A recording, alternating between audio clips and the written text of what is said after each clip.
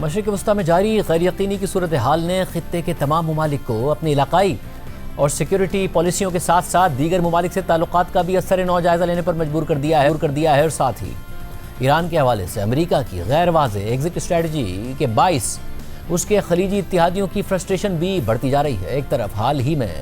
پاکستان، ترکی اور سعودی عرب کے درمیان طے پانے والے مکہ مشترکہ دفاعی معاہدے کو خطے کے مستقبل کے حوالے سے ایک اہم پیش رفت قرار دیا جا رہا ہے اور امریکہ نے بھی اس معاہدے کو اہم پیش رفت قرار دیا ہے، مگر دوسری جانب امریکی صدر ٹرمپ خطے کے حوالے سے اب بھی حیران کن اور غیر متوقع بیانات دے رہے ہیں اور اب انہوں نے عمان کو بھی سخت وارننگ دے دی ہے۔ اس کے علاوہ امریکی میڈیا نے پہلے رپورٹ کیا تھا کہ ٹرمپ انتظامیہ نے مئی میں ایران کی پاسداران انقلاب سے براہ راست بیک چینل رابطہ کیا تھا، تاہم اب صدر ٹرمپ نے خود تصدیق کر دی ہے کہ پاسداران انقلاب کے ساتھ ان کی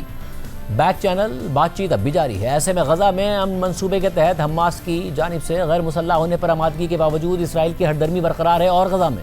اسرائیلی حملوں میں بھی اضافہ ہو گیا ہے، جس کے بعد ٹرمپ انتظامیہ بھی متحرک ہو گئی ہے اور اس معاملے پر اہم ملاقاتیں اور سفارتی رابطے جاری ہیں۔ اور آج ٹرمپ نے بھی کہا ہے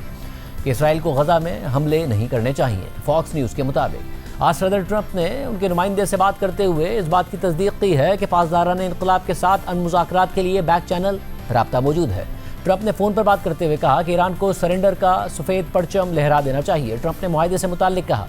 کہ اس حوالے سے میرا کوئی مقررہ وقت نہیں ہے، مجھے کوئی جلدی نہیں ہے۔ اس دوران ٹرمپ نے تصدیق کی کہ امریکی حکام خفیہ رابطے کے ذریعے پاسداران انقلاب کے عہدیداران سے براہ راست بات کر رہے ہیں۔ ٹرمپ نے کہا کہ وہ پوکر کے اچھے کھلاڑی ہیں لیکن وہ ایک ایک کر کے مر رہے ہیں۔ اس دوران ٹرمپ نے ایران سے متعلق مذاکرات میں خلیجی ملک عمان کے کردار کے بارے میں پوچھے جانے پر عمان کو ایک غیر معمولی وارننگ بھی دے دی۔ اس حوالے سے ٹرمپ نے سخت الفاظ میں کہا کہ اگر عمان راستے میں رکاوٹ بنا تو ہم اسے بری طرح بمباری کا نشانہ بنائیں گے۔ اس کے بعد صدر ٹرمپ نے اسرائیل اور وہاں ہونے والے انتخابات پر کہا کہ میرے خیال میں میرے لیے اسرائیلی انتخابات سے دور رہنا زیادہ مناسب ہے، لیکن میں کسی امیدوار کو انڈورس بھی کر سکتا ہوں۔ ٹرمپ نے یہ بھی کہا کہ اسرائیل کو غزہ میں حملے نہیں کرنے چاہیے۔ ٹرمپ نے کہا کہ حماس کے ساتھ ہمارے اپنے تعلقات ہیں اور وہ اپنے ہتھیار چھوڑ رہے ہیں۔ اسرائیل کی جانب سے حماس پر اعتماد کرنے سے انکار کے باوجود ٹرمپ نے کہا کہ وہ حماس کو غیر مسلح کرنے اور اسرائیل کے ساتھ مل کر امن قائم کرنے کی کوشش کر سکتے ہیں۔ حماس کی جانب سے غیر مسلح ہونے کے مطالبے پر اتفاق کے بعد اسرائیل نے غزہ سے متعلق صدر ٹرمپ کے 15 نکاتی امن منصوبے کے تحت غزہ سے اپنی فورسز کے انخلاء کے مطالبے کو مسترد کر دیا تھا۔ اس کے بعد اسرائیلی فورسز نے غزہ میں فضائی حملے بھی کیے۔ اب اس منصوبے کو تشکیل دینے میں اہم کردار ادا کرنے والے ٹرمپ کے خصوصی نمائندے اور داماد جیرڈ کشنر نے اس معاہدے کو برقرار رکھنے اور آگے بڑھانے کے لیے کوششیں تیز کر دی ہیں۔ اسی سلسلے میں گزشتہ روز جیرڈ کشنر نے مصر میں مصری، ترک اور قطری ثالثوں کی موجودگی میں حماس کے نئے سربراہ خلیل حیا سے اہم ملاقات کی، جبکہ آج اسرائیل میں